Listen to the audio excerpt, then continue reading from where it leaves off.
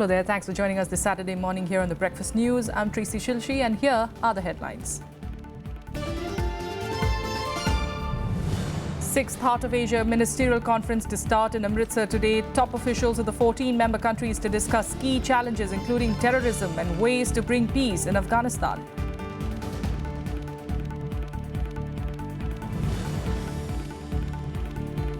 Qatar Prime Minister Sheikh Abdullah bin Nasser bin Khalifa AlThani arrives in New Delhi on his first bilateral visit to India. Discussions with Prime Minister Narendra Modi on cooperation in energy on the agenda.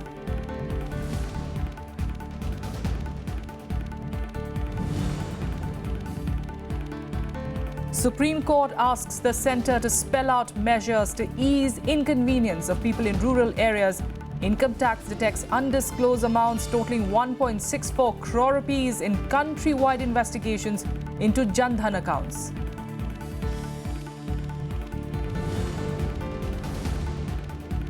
And consensus eludes GST Council over the model GST Law on day one of the meeting.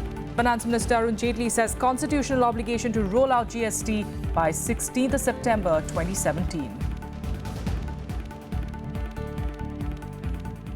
Let's start with what's going to be the big story through the day today. The Sixth Heart of Asia Ministerial Conference will start in Amritsar today, and top officials of 14 member countries will meet over the two-day conference to discuss key challenges including terrorism facing the region and ways to bring lasting stability in Afghanistan.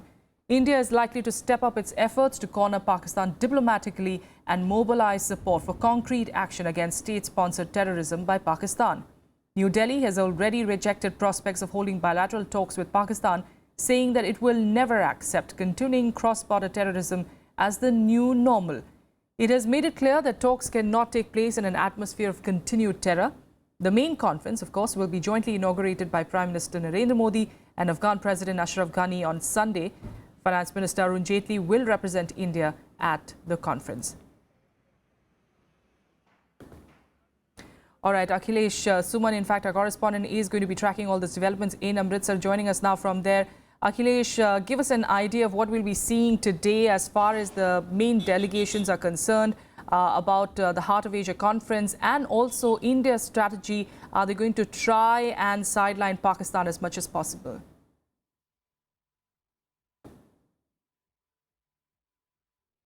Yeah, actually, there are two things in this whole Heart of Asia process. One is the peace.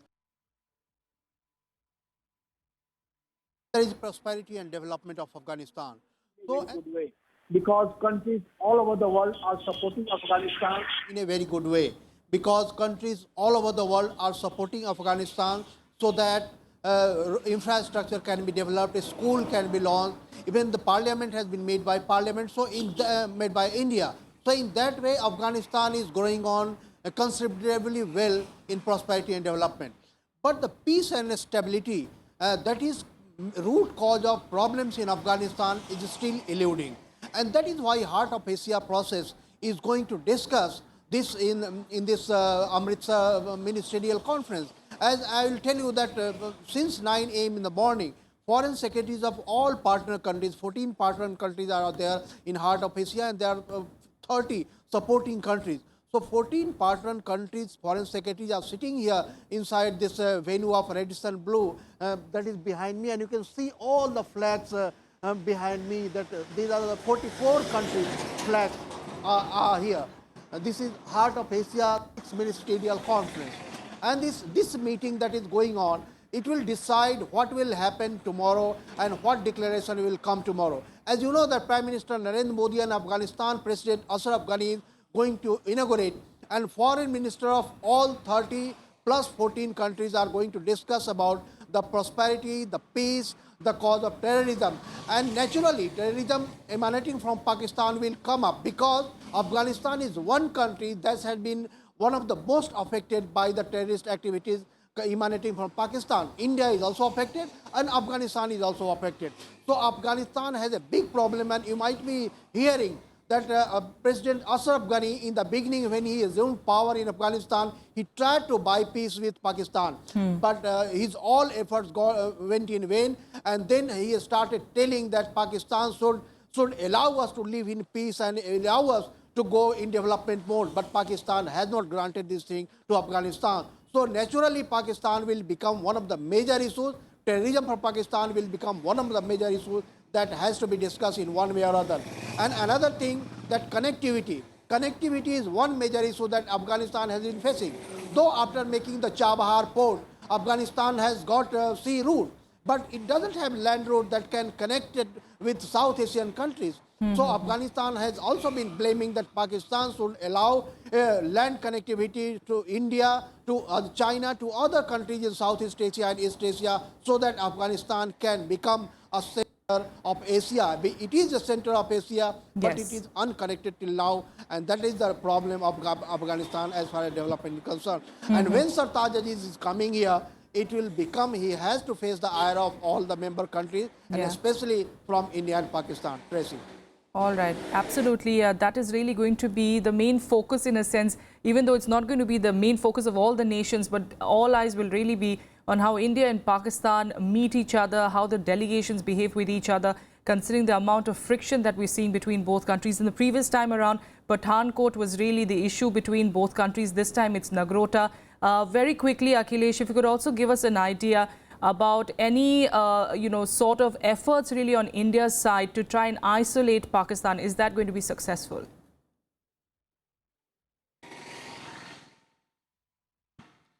Actually, India doesn't need to work too much to isolate Pakistan, because Afghanistan is such an issue that every country knows that it is Pakistan that is mainly responsible for instability and terrorism in Afghanistan. So every country will come up and will tell. I think that some framework agreement will be signed at the end of this ministerial conference, that is framework agreement against terrorism, for counter-terrorism. So I think Pakistan will be in a defending mode, and when Sartaj Aziz is coming, that is why he is coming tomorrow very early, tomorrow early in the morning, and he will go in the evening. He knows that if he comes early, then he will have to face more ire. Many other representatives will talk to him informally or formally. So I think Pakistan is coming prepared how to deal with, and it will become very interesting how Pakistan deals with this situation. All right, we'll leave it there for now, Akhilesh. Thanks so much for joining us. We'll come back to you, of course, through the weekend for more updates there from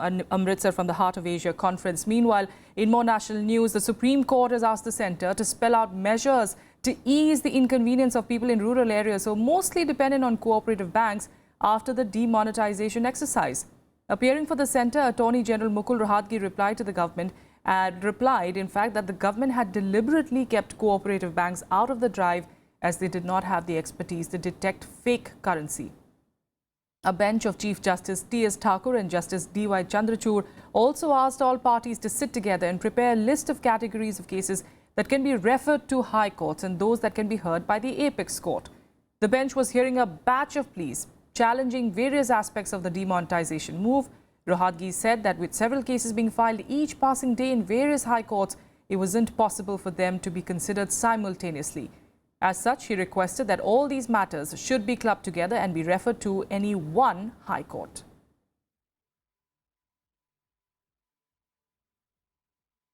Well, the Reserve Bank revised the market stabilization scheme ceiling to 6 lakh crore rupees from the existing 30,000 crore rupees on Friday, and the move was taken to clean up extra liquidity from the system in view of demonetization. The RBI issues market stabilization scheme bonds to remove excessive liquidity from the financial system through the issue of treasury bills and government-dated stocks. The move will help banks to earn a return from the deposits after demonetization. MSS securities are not issued to meet the government's expenditure. Remember, they are matched by an equivalent cash balance held by the government with the RBI and have no impact on the fiscal deficit of the government. The MSS limit, it's basically in the nature of a limit, and the Reserve Bank of India will operate within that limit as per requirement. With regard to the interest burden, we should be able to absorb it within the budget estimates of this year. Currently, it is the situation of excess liquidity and the Reserve Bank is managing it. So whether it is high or low, I would not like to fix any benchmark. But yes, by and large, it is definitely on the higher side. Meanwhile, the Income Tax Department has, has detected undisclosed amounts totaling 1.64 crores and other inconsistencies in its countrywide investigations into the Jan Dhan accounts. The department detected the suspicious activity in accounts in banks in Kolkata, Midnapur, Ara in Bihar, Kochi and Varanasi. Officials said that some of the accounts in over half a dozen cities are under observation. The Central Board of Direct Taxes said that 40 lakh rupees had been seized from one such account in Bihar. Jan Dhan accounts have a deposit limit of 50,000 rupees and the investigations are focusing on the sudden surge in cash deposits and similar inconsistencies.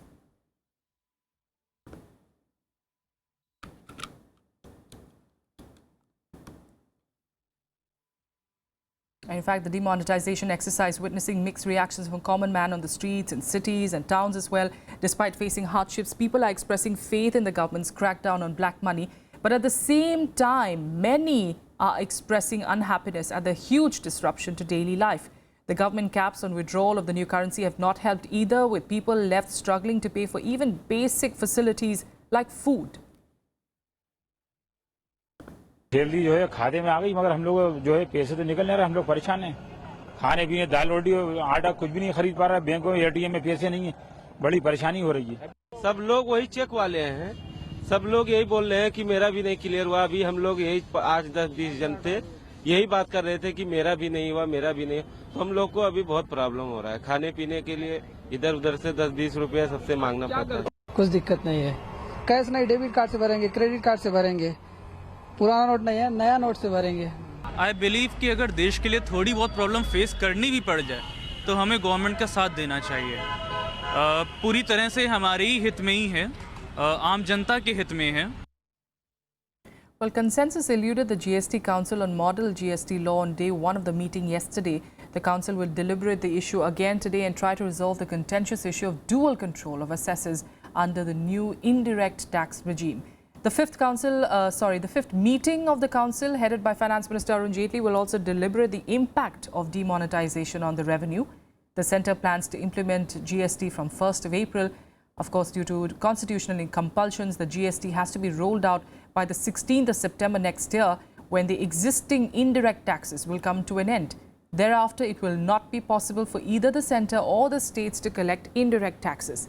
Some state finance ministers expressed confidence that it was still possible to implement GST from the 1st of April of 2017, although the centre is running on a tight time schedule.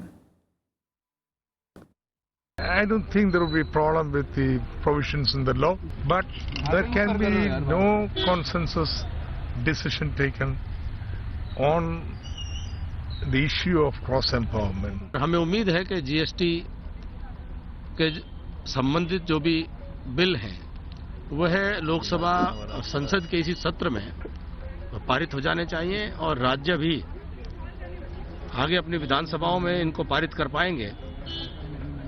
सबका लक्ष्य है कि GST आने वाली अप्रैल 2017 से लागू हो जाए। And continuing its attack on the Prime Minister over the demonetization move, Congress has called the Prime Minister the biggest patron of black money.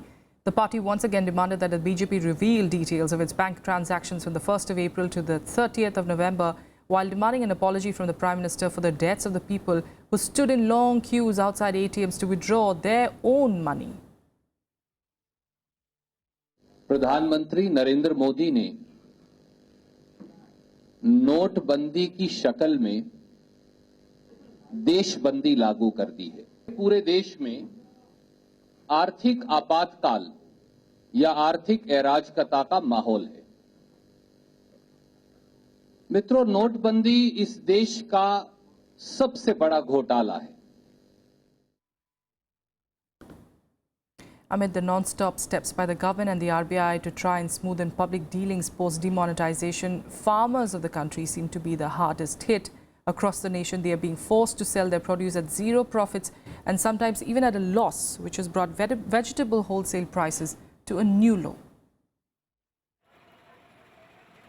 Almost a month into demonetization, farmers and wholesale traders are reeling under a very visible domino effect.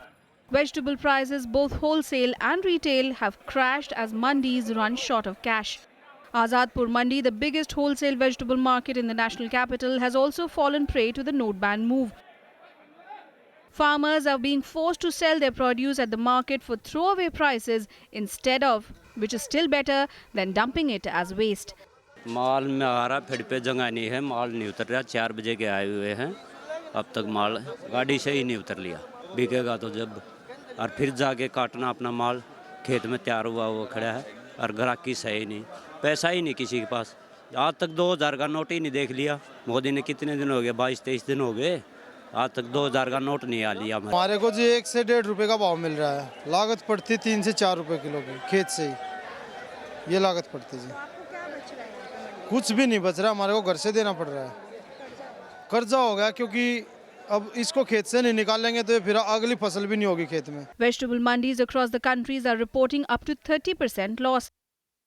Seasonal vegetables are being sold at zero profit. While this time last year radish was sold at 7 to 8 rupees per kg, this year it is being sold at a mere 1 rupee 50 paise per kg. Carrots were sold at 17 to 18 rupees per kg last year. This year it is being sold at 10 to 11 rupees per kg. A sack of cabbage weighing 15 kilograms should ideally cost anywhere between 250 and 300 rupees. But demonetization is seeing farmers selling it for just 50 rupees. Green vegetables like spinach and methi are being sold at 4 rupees per kg, opposed to 7 to 8 rupees per kg last year. Tomatoes are also being sold at half the price compared to last year's price of 15 to 18 rupees per kilogram. काफ़ी फर्क पड़ गया। अभी 25% down हो गए सब्जियों के rate. सभी चीज़ें इन दिनों में हमारे 22 रुपये किलो गाजर बिक रही थी, 10-12 रुपये बिक रही है। मेथी जो बिक रही 15-16 रुपये किलो बिक रही थी, 8 रुपये 6 रुपये किलो बिक रही है। गोभी 10-12 रुपये बिक रही थी, 4-5 रुपये किलो गोभी बिक रही है। किसान क्या करें, खेत तो खाली करनी है उसने। जो उसने खेत में माल बो रखा है वो तो खाली करेगा। अगली फसल के लिए खाली करेगा। नुकसान तो हो रहा है, पैसे नहीं है लोगों के पास। The restrictions in the availability of cash has hit farmers, traders and middlemen hard. By selling their produce at throwaway prices, farmers are not only risking their livelihood this year, but also the production of next season's harvest. With inputs from Anu Diwan, Bureau Report for Rajya Sabha TV. A quick break, we'll be back with more news in a bit. Stay with us.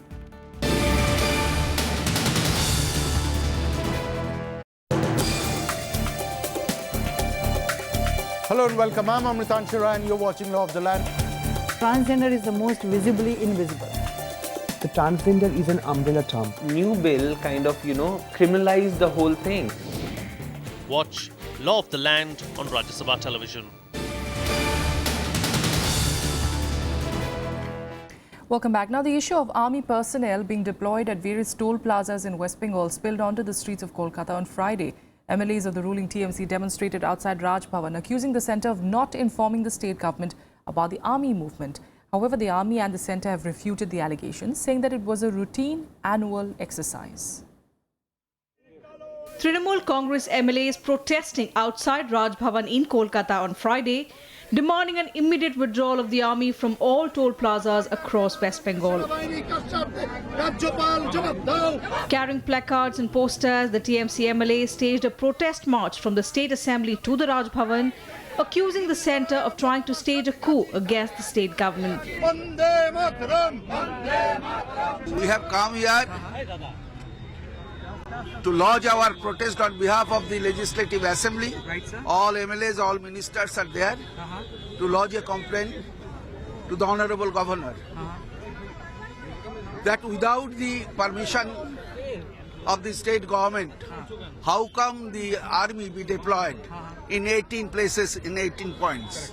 The army, however, strongly rebutted allegations that its personnel were deployed without informing the state government. You must be aware that we have specific targets and specific informations and data to be collected. On completion of the data collection at Navona, the team was withdrawn last night around 12 o'clock. The union government also criticised West Bengal Chief Minister Mamata Banerjee and her party for projecting the army's annual exercise in a wrong way. मैं सभी political party से प्रार्थना करता हूं, कृपया army को ऐसे विषयों में मत लाइए और देश के लिए जो आर्मी, जो जवान जिसका हमारा योगदान दे रहे, बलिदान दे रहे, ऐसी आर्मी को राजनीतिक करने के लिए, राजनीतिक लाभ उठाने के लिए उनका नाम लेना ये गलत है। तो कम से कम आगे ऐसा काम नहीं करना चाहिए। However, the reactions from other political parties were mixed. सवाल ये है, जब सेना डिप्लॉयमेंट किसी स्टेट में होती है तो उस स्टेट के चीफ मिनिस्टर को, होम मिनिस्टर को इत्तला दिया जाता है और इत्तला देके उनको डिप्लॉय किया जाता है। ये लॉ एंड ऑर्डर सिचुएशन का तो सवाल नहीं है, यहाँ कोई वहाँ गड़बड़ी नहीं है, तो किस वजह से आप वो डिप्लॉय किए, उतना ही क्वेश्चन है। हमारे भारतीय संविधान में संघीय ढांचे की व्यवस्था है, तो संघीय ढांचे को ध्यान में रखकर ये उचित नहीं हो रहा है। इसकी हमारी पार्टी कड़े शब्दों में निंदा करती है और ऐसा सेंट्रल गवर्नमेंट को नहीं करना चाहिए, क्योंकि आर्मी जो है सेंटर के अंतर्गत आती है। ममता बनर्जी के हाई ड्रामा नाटक करना ये बंगाल के लोग के लिए नया नहीं है। ममता पिछले 10 साल से ऐसी राजनीति करती है। अब देश के लोग जाने, जो लोग दीदी दीदी करके जो मोदी भाई चिल्ला रहे हैं, वो जाने कि किस तरह से वो उनका जो अपने जान का डर है, पैरानॉइड है, और उसके लिए सबको बदनाम कर सकती हैं, यहाँ तक कि आर्मी को भी। On Thursday, West Bengal Chief Minister Mamata Banerjee had accused the centre of deploying army personnel at certain toll plazas in the state without informing her government. She refused to leave her office till the forces were withdrawn from the toll plaza near the state secretariat. Bureau Report, Rajya Sabha TV. And Mamata Banerjee has threatened to take legal steps as well against the centre for bypassing the state government.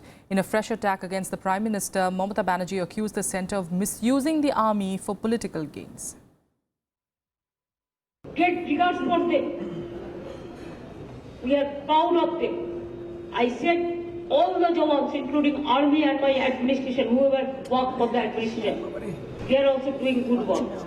Very tough work. I have a great respect for them. But why they will be used for a political agenda? And the row over the army taking over toll plazas in West Bengal echoed in both houses of parliament on Friday. TMC alleging it was a move to create fear, psychosis and destabilize the West Bengal government. But the charges were strongly refuted, with the government maintaining that the army deployment was an annual exercise. The issue of army deployment at toll plazas in West Bengal resonated in Rajya Sabha on Friday. Leader of opposition Ghulam Nabi Azad called it a serious issue, asking the government to clarify what prompted the move. TMC MP Sukhendu Shekhar Roy said it was an attempt to destabilize the state government. पूछे बगैर state government के chief minister को मालूम नहीं है, chief secretary को नहीं मालूम है, डीजीपी को नहीं मालूम है, पुलिस को नहीं मालूम है, एडमिनिस्ट्रेशन को मालूम नहीं, और स्टेट गवर्नमेंट्स के टोल प्लाजाज टेक ओवर करे स्टेट आर्मी, तो ये बड़ा अचंबा लगता है, आउट ऑफ द वे लगता है। हमें इसके पीछे क्या मंशा? वो बंगाल में इस तरह गैर कानूनी वजह से ये सेना तैनात करके वहां फियर साइकोसिस पैदा करना चाहते हैं। बंगाल की जनता ब्रिटिश से लड़े हैं और मोदी जी का तानाशाही के खिलाफ भी लड़ेगा। आर्मी आती है, लेकिन बंगाल के अंदर क्या हुआ है कि वहाँ की जो गवर्नमेंट है उससे परमिशन नहीं ली गई है और बिना परमिशन के वहाँ पर आर्मी को लगाया गया है। तो मैं समझती हूँ ये हमारे भारतीय संविधान में जो संघीय ढांचे का प्रावधान है, तो उसके ऊपर बहुत बड़ा ये हमला है। However, Minister of State for Defence Subhash Bhamre termed the charges as baseless. He informed the House that such exercises by the army are always carried out in coordination with the local police. The exercise was earlier planned on 27th and 20th November 2016. The dates were changed to 30th November and 2nd December on a specific request by Kolkata Police due to Bharat Bandh on 20th November. Not satisfied with the minister's response, opposition members shouted slogans and trooped into the well of the House, leading to noisy scenes. With inputs from Vishal Daya and Panchanan Mishra, Bureau Report for Rajya Sabha TV. Qatar Prime Minister Sheikh Abdullah bin Nasser bin Khalifa AlThani arrived in New Delhi on Friday on his first bilateral visit to India. He is accompanied by a high-level delegation that is expected to hold discussions with Prime Minister Modi on bilateral, regional and multilateral issues of common interest. The two leaders are also likely to discuss ways to enhance cooperation in the strategic areas of energy. Qatar is the largest supplier of liquefied natural gas to India. This is the third high-level bilateral engagement between the two countries in the past 2 years, which underlines India's growing ties with Qatar. The visit of Qatari Emir Sheikh Tamim bin Hamad AlThani to India in March 2015 was followed by the visit of the Prime Minister to Qatar in June this year. Indians form the largest immigrant community with over 630,000 Indian nationals working in Qatar. Now, the Supreme Court on Friday gave its nod to the centre's graded response action plan to tackle different levels of pollution. The court asked the Central Pollution Control Board to upgrade its existing infrastructure and set up additional monitoring stations in Delhi NCR within the next 6 months. The court also directed the centre to examine within 4 weeks harmful effects of petrol and oil used in industries and power generation plants in NCR and asked it to issue appropriate directions in this regard. Meanwhile, the National Green Tribunal, or the NGT, banned the use of disposable plastic in Delhi and NCR from the 1st of January 2017 and directed the city government to take steps to reduce dumped waste. The tribunal, however, refused to shut down the Okhla waste-to-energy plant and issued a slew of directions for its eco-friendly operation, along with 2 other plants at Ghazipur and Bhalswa. And with that, let's take a look at what else is making news across the country in Nationwide. Iranian Foreign Minister Mohammad Javad Zarif will be visiting India today. He is expected to hold talks on bilateral, regional and international issues, including enhanced energy and trade cooperation with the Indian side. With Iran surpassing Saudi Arabia to become India's top crude oil supplier last month, the two sides are also expected to explore ways to strengthen cooperation in the sector. During his visit, the Iranian minister will also speak on fighting against terrorism and extremism as a global menace at an event in Delhi. Gujarat cadre IPS officer Rakesh Asthana has been appointed as the interim CBI director. This comes after the incumbent CBI chief Anil Sinha retired from the post and the government did not name any full-time chief. Asthana, a Gujarat cadre officer of 1984 batch, got elevated as the second in command in CBI 2 days ago when Special Director R.K. Datta was shifted to the Home Ministry as a Special Secretary. The Supreme Court on Friday expressed its displeasure over inordinate delay in filling up the vacant positions in the National Human Rights Commission, including that of the DG of Investigation and a member, while directing the centre to enumerate the reasons for the delay. The bench said that the centre must make these appointments as soon as possible since they have been vacant since March 2014.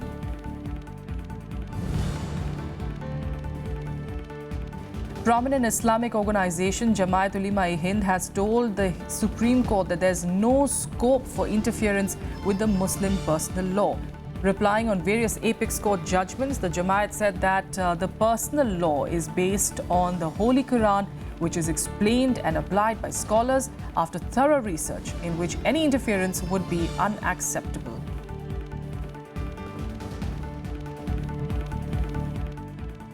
And here's a look at what will be making news in the day ahead. With opposition parties going all out against the centre over its demonetization move, Prime Minister Modi is slated to address a Parivartan rally in Moradabad in UP today. This would be the 4th address of the Prime Minister. BJP leaders have set a target to bring in a crowd of more than 2 lakh people.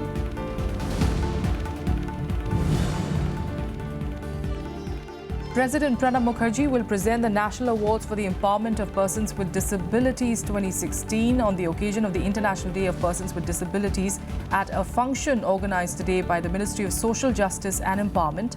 78 individuals and institutions will be awarded on the occasion. Since 1992, the ministry has been conferring national awards on individuals, institutions, organizations, state and district for their outstanding achievements and work done towards empowerment of persons with disabilities. Punjab Congress will release the first list of candidates for the 2017 State Assembly polls today. Hitting out at the Aam Aadmi Party on Friday, State Unit Chief Captain Amrinder Singh described it as a movement of frustration. He also challenged Finance Minister Arun Jaitley to contest from Amritsar as a referendum on demonetization. The remaining list of candidates will be announced on the 8th of December.